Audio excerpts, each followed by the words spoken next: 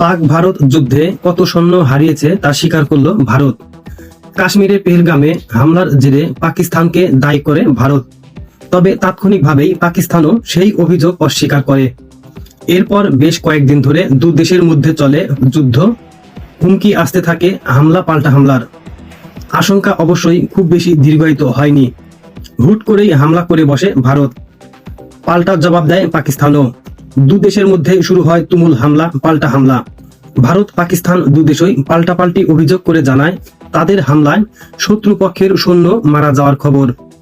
তবে সেই সময় কেউই বিষয়টি নিয়ে মুখ খোলেননি। কিন্তু যুদ্ধবিরতির পর কত সৈন্য হারিয়েছে সেটি প্রকাশ করেছে ভারত। শনিবার নয়াদিল্লিতে এক ব্রিফিংয়ে এ তথ্য জানিয়েছে দেশটির সেনাবাহিনী।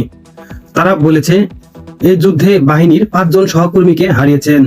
তাদের আত্মত্যাগ চিরকাল স্মরণীয় হয়ে থাকবে। এনডিটিভির এক প্রতিবেদনে বিষয়টি তুলে ধরা হয়েছে। ভারতের সেনা